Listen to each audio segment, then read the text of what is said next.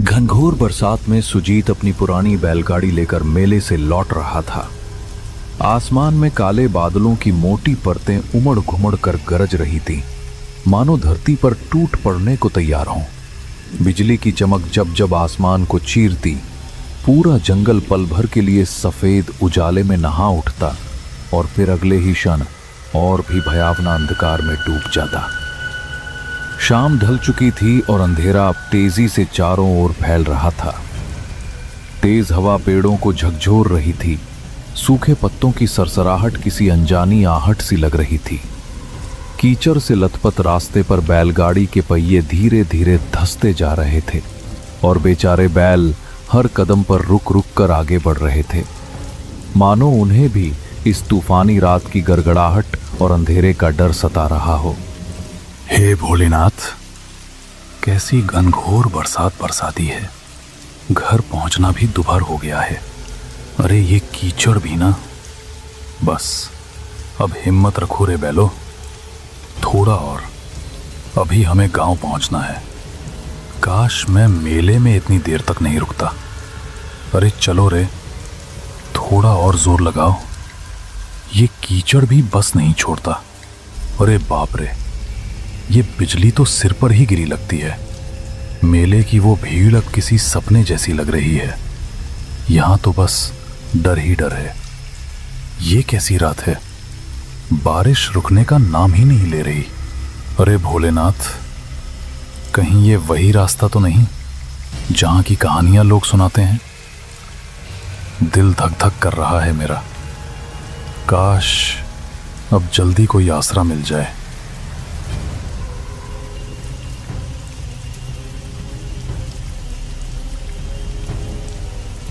बारिश अब और भी तेज होती जा रही थी। बूंदें इतनी वेग से गिर रही थीं कि चेहरे पर पड़ते ही हल्की सी चोट का एहसास होता था। आसमान में बिजली बार बार चमक रही थी और बादलों की गड़गड़ाहट से धरती जैसे कांप उठती थी। चारों ओर सन्नाटा पसरा हुआ था, न कोई इंसान, न कोई आवाज, बस बारिश की लगातार ध्वनि और दूर कहीं से आती जंगली जानवरों की डरावनी आवाजें। सुजीत का दिल जोर जोर से धड़कने लगा। उसने इस रास्ते के बारे में कई डरावनी कहानियां सुनी थीं। दिन में यह रास्ता सुरक्षित लगता था, मगर इस तूफानी रात में सब कुछ भयानक रूप ले चुका था। तभी अचानक उसे दूर कहीं से मंदिर की घंटी की आवाज सुनाई दी। अजीब बात यह थी कि वो आवाज बारिश के शोर के बीच भी साफ और गूंजती हुई सुनाई दे रही थी। सुजीत ने ध्यान से सुना। हां, ये निश्चित ही किसी मंदिर की घंटी थी। अरे ये आवाज, ये तो मंदिर की घंटी जैसी लग रही है। हां बिल्कुल, पर इतनी तेज बारिश में कौन बजा रहा होगा इसे? सुजीत ने बैलों को उस आवाज की दिशा में मोड़ दिया। कुछ दूरी तय करने के बाद उसे घने पेड़ों के बीच एक बहुत ही पुराना शिव मंदिर दिखाई दिया। मंदिर पत्थरों से बना था और देखने में काफी जर्जर व प्राचीन लग रहा था, पर अजीब बात यह थी कि उसके भीतर से हल्की सी रोशनी झिलमिला रही थी। सुजीत ने अपनी बैलगाड़ी मंदिर के पास रोकी और उत्सुकता व डर के मिले जुले भाव के साथ जल्दी से मंदिर के अंदर चला गया। मंदिर बाहर से जितना पुराना लग रहा था, अंदर उतना ही स्वच्छ और शांत था। शिवलिंग के सामने अगरबत्तियां जल रही थीं और चारों ओर दूध और चंदन की हल्की सी खुशबू फैली हुई थी। ऐसा लग रहा था जैसे किसी ने अभी अभी पूजा की हो, मगर वहां कोई दिखाई नहीं दे रहा था। कोई है यहां? कृपया बाहर आइए। मैं रास्ता भटक गया हूं। बारिश बहुत तेज हो रही है। रास्ता कीचड़ में डूब गया है। बैल भी थक गए हैं। अगर थोड़ी देर यहीं रुक जाऊं तो कोई आपत्ति तो नहीं? अजीब है, मंदिर में रोशनी जल रही है, अगरबत्तियां भी सुलगी हैं, फिर कोई दिख क्यों नहीं रहा? कुछ देर बाद मंदिर के पीछे वाले कमरे से एक वृद्ध साधु प्रकट हुए, जिन्होंने गेरुए वस्त्र धारण कर रखे थे। उनकी लंबी सफेद दाढ़ी छाती तक लटक रही थी और माथे पर त्रिपुंड का गाढ़ा चिन्ह बना था। उनकी आंखों में गहरी शांति थी, पर चेहरे पर किसी गहरी चिंता की छाया साफ झलक रही थी। कौन हो तुम बेटा? इस तूफानी रात में यहां कैसे आ पहुंचे? महाराज, मैं पास के गांव से लौट रहा था। मेला देर तक चला गया, इसलिए देर हो गई। रास्ते में इतनी भयंकर बारिश शुरू हो गई कि कुछ सूझा ही नहीं। तभी मंदिर की घंटी की आवाज सुनी और यहां चला आया। वे कुछ क्षणों तक सुजीत को निहारते रहे, मौन और स्थिर। फिर धीरे धीरे शांत स्वर में बोले, इस समय जंगल में रुकना उचित नहीं है। ये जगह दिन में भले शांत लगे, पर रात में इसका रूप बदल जाता है।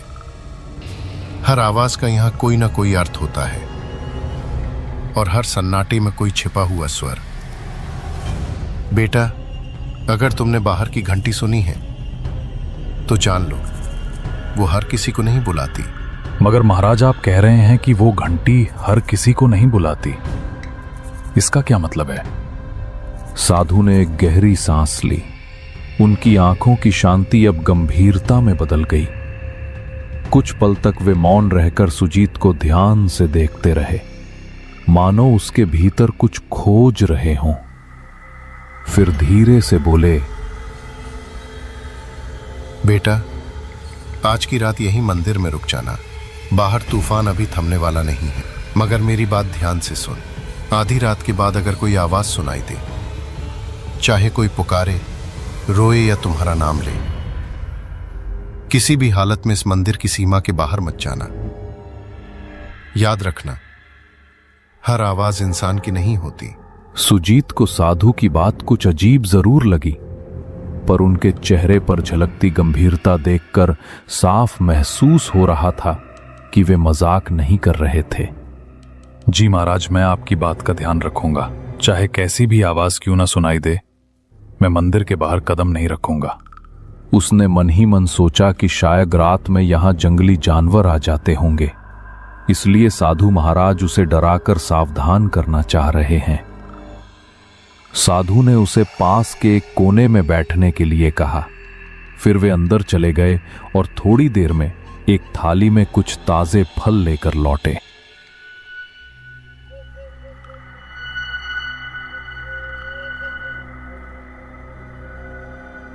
लो बेटा, ये कुछ ताजे फल खा लो। रास्ता लंबा था, शरीर को आराम और भोजन दोनों की जरूरत है। बाहर तूफान है, इसलिए आज यहीं ठहर जाओ। भगवान शिव की शरण में हो, चिंता मत करो, सब ठीक रहेगा। सुजीत ने शांति से फल खाए और पानी पिया। साधु महाराज ने उसे एक पुरानी चटाई और कंबल दिया ताकि वो आराम कर सके। सुजीत ने श्रद्धा से भगवान शिव को प्रणाम किया और मंदिर के एक कोने में जाकर लेट गया। थकान के मारे उसकी आंखें धीरे धीरे बंद होने लगीं। बाहर रात अब और गहरी हो चली थी। बारिश अब भी जोरों पर थी और हवाएं मंदिर की दीवारों से टकराकर सनसनाती हुई गुजर रही थीं। सुजीत नींद में जाने ही वाला था कि अचानक उसे एक अजीब सी आवाज सुनाई दी। पहले तो वो बहुत धीमी थी, पर कुछ ही पलों में वो आवाज धीरे धीरे तेज होती चली गई। सुजीत बेटा, बाहर आ जा। देख, मैं यहाँ हूँ, डर मत, मैं तेरी माँ हूँ। तू इतनी देर से लौटा नहीं, मैं तुझे ढूंढती ढूंढती यहाँ तक आ गई। बेटा, बस एक बार बाहर आ जा। देख, तेरी माँ तुझे बुला रही है। मेरे पास आ जा सुजीत। तू मुझे पहचानता है ना? मेरी आवाज सुन, मैं तुझसे मिलने आई हूँ बेटा। सुजीत, मेरी बात सुनो बेटा, मैं बड़ी मुसीबत में हूँ। कोई मुझे यहाँ से ले जाओ, वरना मैं बच नहीं पाऊंगी। तू तो मेरा साहसी बेटा है ना, बस एक बार बाहर आ जा, मुझे तेरी जरूरत है। देख, मैं यहीं तेरे मंदिर के बाहर खड़ी हूँ, ठंडी बारिश में भीग रही हूँ। जल्दी आ बेटा, मुझे बचा ले। वो चौंक कर उठ बैठा। उसके चारों ओर सन्नाटा पसरा था, पर वो आवाज अब और स्पष्ट सुनाई दे रही थी। अजीब बात यह थी कि वो आवाज किसी और की नहीं, बल्कि उसकी अपने मां की आवाज जैसी लग रही थी। ये आवाज मां की लग रही है, लेकिन मां यहां कैसे हो सकती है? नहीं, ये सच नहीं हो सकता। वो तो गांव में थी, पर अगर सच में वो हैं तो मैं कैसे अंदर बैठा रहूं? हे शिव शंकर, अब मैं क्या करूं? बाहर जाऊं या नहीं? सुजीत का दिल जोर जोर से धड़कने लगा, मानो उसकी छाती से बाहर निकल आएगा। डर और जिज्ञासा दोनों उसके मन में एक साथ उमड़ने लगे। सुजीत उठ खड़ा हुआ और धीरे धीरे मंदिर के दरवाजे की ओर बढ़ने लगा। उसका हाथ दरवाजे की ओर बढ़ रहा था, जबकि मन भीतर से कह रहा था, शायद बाहर अगर मां है और अगर सच में उन्हें मदद चाहिए तो मैं कैसे ना जाऊं। तभी अचानक किसी ने उसका हाथ कसकर पकड़ लिया। सुजीत सिहर उठा, पीछे मुड़ा तो देखा साधु महाराज उसके पीछे खड़े थे। उनकी आंखों में गहरी गंभीरता और एक अनकहा डर झलक रहा था। रुको बेटा, एक कदम भी बाहर मत रखना। मैंने तुम्हें पहले ही चेतावनी दी थी। जो आवाजें बाहर से आती हैं वे इंसान की नहीं होती, चाहे वो तेरी मां की ही क्यों ना लगे। महाराज, पर वो तो सच में मेरी मां की आवाज थी। वही पुकार रही थी मुझे, कह रही थी कि वो मुसीबत में है। अगर सच में वो हैं तो मैं उन्हें ऐसे कैसे छोड़ दूं? वो तेरी नहीं है, ये छाया तुम्हारे मन को पढ़ लेती है बेटा। ये उसी की आवाज निकालती है जिसके लिए तेरे दिल में सबसे गहरा प्रेम हो। ये जानती है कि तेरे मन में अपनी मां के लिए कितना स्नेह है, इसलिए उसी का रूप धारण करके तुझे बुला रही है। कई यात्री इसके इस छल में फंस चुके हैं और फिर कभी लौटे नहीं। सुजीत बेटा, तू मुझे क्यों नहीं सुन रहा? सिसकियों की आवाज हवा में घुलती है। मैं बहुत दर्द में हूं, तेरी मां हूं मैं। देख, मैं यहीं बाहर हूं, बारिश में भीग रही हूं। रोने की धीमी टूटी हुई आवाज सुनाई देती है। मुझे अकेला मत छोड़ बेटा, बस एक बार बाहर आ जा। अगर तू नहीं आया तो मैं बच नहीं पाऊंगी सुजीत। महाराज, छोड़ दीजिए मुझे। वो मेरी मां है, उनकी आवाज मैं पहचानता हूं। आप समझ नहीं रहे, वो मुसीबत में है। मुझे उनकी मदद करनी ही होगी। कृपया जाने दीजिए, मैं उन्हें ऐसे नहीं छोड़ सकता। वो मुझे पुकार रही हैं महाराज। याद रखना, अगर तू बाहर गया तो तेरा नाम भी उनमें शामिल हो जाएगा। साधु ने झटके से सुजीत को वापस अंदर खींच लिया और जमीन पर बिठा दिया। फिर वे सीधे शिवलिंग के सामने जाकर पद्मासन में बैठ गए और ऊंचे स्वर में मंत्र जपने लगे। ओम नमः शिवाय, ओम त्र्यंबकम यजामहे सुगंधिम पुष्टिवर्धनम, ओम नमः काल भैरवाय, ओम हौजू सह रुद्राय नमः, हर हर महादेव, रक्षामि रक्षामि महाकाल देव। पंडित, तुम कितना भी मंत्र जाप कर लो, मुझे नहीं रोक पाओगे। मैं फिर आऊंगी, बार बार आऊंगी। जब जब कोई इस मंदिर में कदम रखेगा मैं उसे पुकारूंगी। तुम मुझे बांध नहीं सकते। मेरी छाया हर दिशा में फैली है, हर हवा में मेरा नाम गूंजता है। ओम नमः शिवाय। उनके मंत्रों की गूंज पूरे मंदिर में फैल गई। सुगंधिम पुष्टि। दीवारें मानो उस ध्वनि से कांप उठी। ओम नमः काल भैरवाय। धीरे धीरे ओम बाहर मौजू की सहस्राय आवाज धीमी नमः। पड़ने लगी, हर हर मगर महादेव। पूरी तरह से थमी नहीं। रक्षामि रक्षामि। साधु ने मंत्र जाप महाकाल जारी रखा। उनके माथे पर पसीने की बूंदें चमकने लगी थीं और पूरा मंदिर एक अजीब रहस्यमयी ऊर्जा से भर गया था। सुजीत डर के मारे कांप रहा था। उसका दिल तेजी से धड़क रहा था। अब डर मत करना बेटा, वो शक्ति अब लौट गई है। इस मंदिर की रक्षा स्वयं भोलेनाथ करते हैं। तुम अब निश्चिंत होकर सो जाओ, मैं यहीं बैठा रहूंगा। कुछ देर बाद बाहर की सारी आवाजें एकदम थम गईं। अब बस बारिश की लगातार गिरती बूंदों की आवाज रह गई थी। सुजीत कांपते हुए वापस अपनी चटाई पर लेट गया, मगर उसकी आंखों में नींद कहां थी। वो पूरी रात जागता रहा। हर आहट पर उसका दिल सहम उठता था। जब सुबह की पहली किरण मंदिर के अंदर पहुंची तो सुजीत धीरे धीरे उठा और बाहर निकल आया।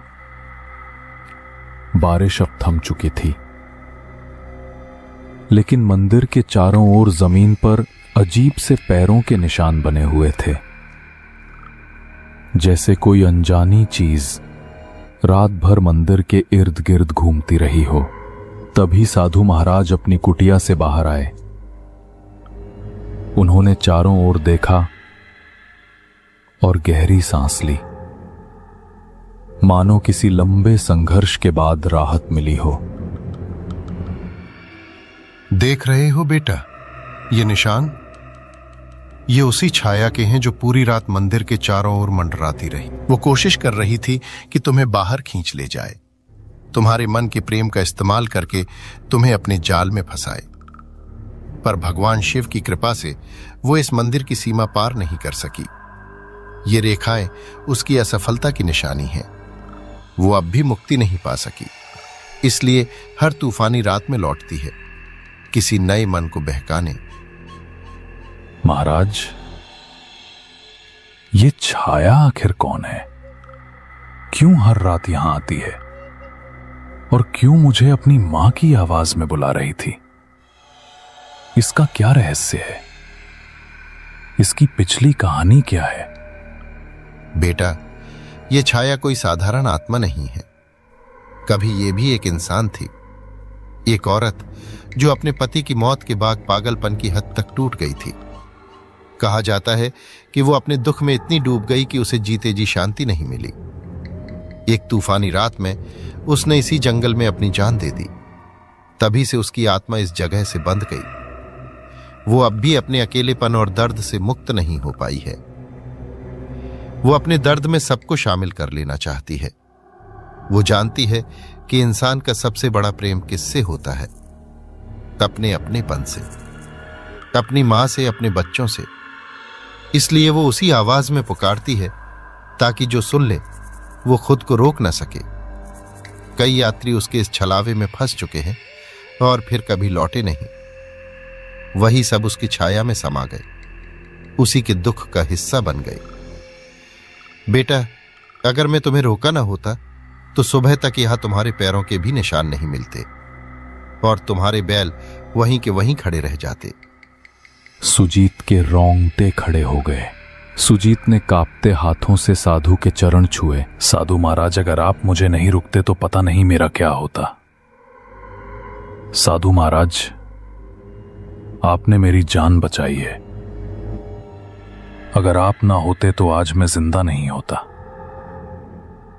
मैं आपका आजीवन ऋणी रहूंगा, इसे मैं कभी नहीं भूलूंगा। बेटा, मुझे नहीं, भगवान शिव को कहना।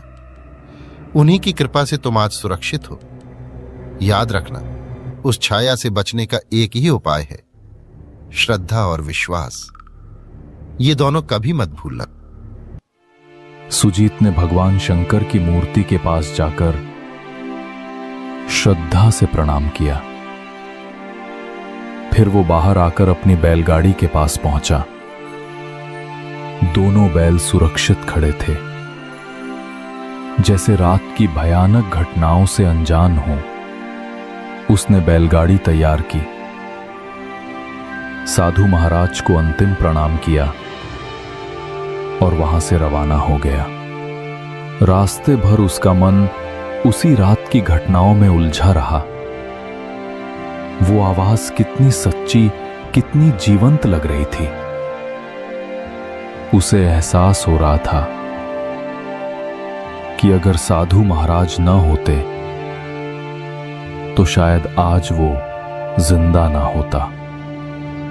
सुबह की सुनहरी धूप अब पेड़ों की पत्तियों पर चमक रही थी। दोपहर तक सुजीत अपने गांव पहुंच गया। घर पहुंचते ही उसकी नजर अपनी मां पर पड़ी। वो आंगन में बैठी अपने छोटे बेटे से हंसते हुए बातें कर रही थी। मां को कुछ नहीं हुआ था, वो बिल्कुल सुरक्षित थी। ये देखकर सुजीत की आंखों से आंसू बह निकले। उसने दौड़कर मां को गले से लगा लिया। मां हैरान होकर बोली, अरे ये क्या हाल बना रखा है तूने सुजीत? कांप क्यों रहा है बेटा? कहीं रास्ते में कुछ हुआ क्या? बोल ना पगले, तू ठीक तो है ना? मां, मैं बहुत डर गया था। रात भर तुम्हारी आवाज सुनाई देती रही, इतनी सच्ची, इतनी करीब, जैसे तुम मुझे बुला रही हो। मैंने सोचा तुम किसी मुसीबत में हो। अगर साधु महाराज मुझे न रोकते तो शायद मैं आज तुम्हारे सामने न होता। सुजीत ने अपनी मां को रात की सारी घटना बताई। उसकी बात सुनकर मां की आंखों में डर और हैरानी दोनों छलकने लगी। धीरे धीरे ये खबर पूरे गांव में फैल गई। सबको मालूम हो गया कि उस जंगल में रात के समय कुछ अनहोनी घटती है। तब से किसी में भी इतनी हिम्मत नहीं रही कि अंधेरा होने के बाद उस रास्ते पर कदम रखे। अगर कोई अनजान यात्री भटक जाता तो गांव वाले उसे शिव मंदिर का रास्ता दिखा देते, जहां साधु महाराज निवास करते थे। अब सुजीत हर महीने मंदिर जाता, श्रद्धा से साधु महाराज के चरण छूता और पूजा का सामान व फल अर्पित करता।